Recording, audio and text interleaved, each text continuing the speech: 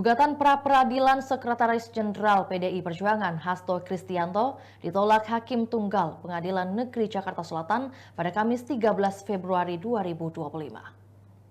Keputusan itu membuat kubu Hasto merasa kecewa. Pengacara Hasto, Todung Mulya Lubis, ditemui seusai sidang di Pengadilan Negeri Jakarta Selatan mengatakan putusan ini bukanlah akhir. Menurut Todung, penegakan hukum dan keadilan merupakan kewajiban yang harus dilakukan.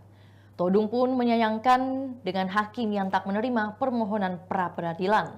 Adapun pra-peradilan ini berkaitan dengan penetapan tersangka Hasto dalam kasus suap Harun Masiku. Menurutnya, pihak pengadilan tidak memberikan alasan yang jelas dan detail tentang keberatan sebelum menolak gugatan kliennya, hingga disebut sebagai miscarriage of justice atau peradilan sesat. Todung menyebut proses yang dilalui kliennya sebagai peradilan cacat. Si pengacara juga sekilas membahas pembelaan bahwa kliennya sama sekali tidak terkait dengan kasus Harun Masiku seperti yang dituduhkan.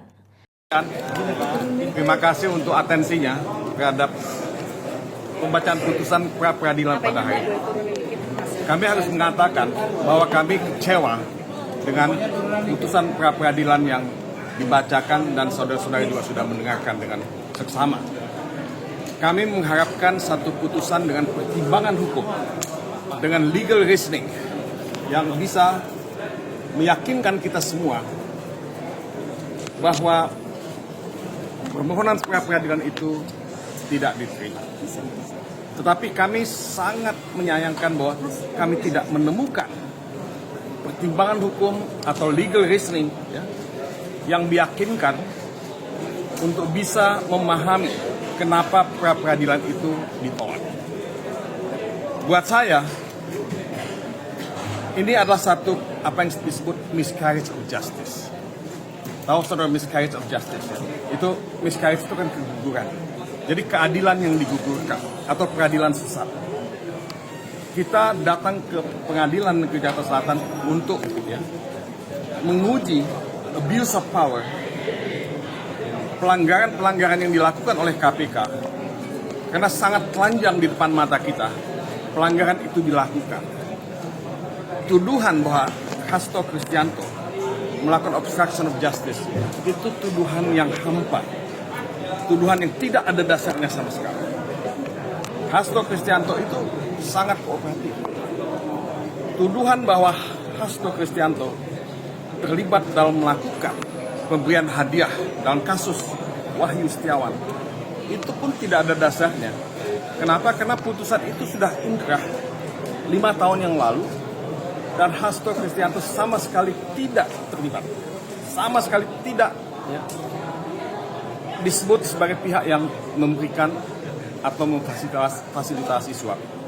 Jadi dua hal ini yang kami harapkan sebenarnya mendapat perhatian dan legal reasoning yang kuat dari hakim tunggal yang memeriksa perkara ini. Tapi apa dikata, kita mendapat putusan yang dangkal. Ini bukan pendidikan hukum, ini pembodohan hukum. Saya harus katakan demikian. Saudara Magdir, saya, saudara Roni, dan yang lain-lain, itu sudah praktek hukum puluhan tahun. Kita tidak mengharapkan putusan yang dangkal semacam ini. Publik juga menginginkan putusan dengan legal reasoning yang sangat meyakinkan, dan itu yang tidak kita temukan. Jadi buat saya ini satu setback, satu kemunduran. Nah, apa yang akan kami lakukan? Mungkin saudara Magdir Ismail akan menjelaskan apa yang akan kita lakukan. Tapi this is not the end. This is not the end. Perjuangan untuk menegakkan hukum dan keadilan adalah kewajiban yang ada pada pundak kita semua. Dan kita akan melakukan apa yang bisa kita lakukan. Tapi apa yang akan kita lakukan, ini kita akan rumuskan dan diskusikan bersama nantinya. Mungkin Magdir. Terima kasih semuanya. Saya kira pertanyaan pokok sebenarnya yang harus kita ajukan kepada hakim tunggal ini. Apakah di dalam proses pra-peradilan itu ada larangan yang secara hukum bisa melarang orang menguji dua penetapan tersangka dalam satu permohonan? Enggak ada apapun itu. Kalau dalam praktek hukum pidana normal, kita kenal secara teoritis apa yang kita sebut dengan penggabungan perkara ada kumulasi subjektif, ada kumulasi objektif. Artinya apa? Seharusnya ya permohonan ini kalau misalnya memang mau dinyatakan tidak dapat diterima karena alat buktinya katakanlah tidak cukup, saya kira mestinya itu yang dijadikan dasar di dalam pertimbangan-pertimbangan. Ada 7 ahli hukum pidana yang sudah dihadirkan. Itulah tadi berita hot news kita pada hari ini. Saksikan berita hot news lainnya hanya di kanal YouTube dan Facebook Tribun Timur. Download Tribun X sekarang. Menghadirkan lokal menjadi Indonesia.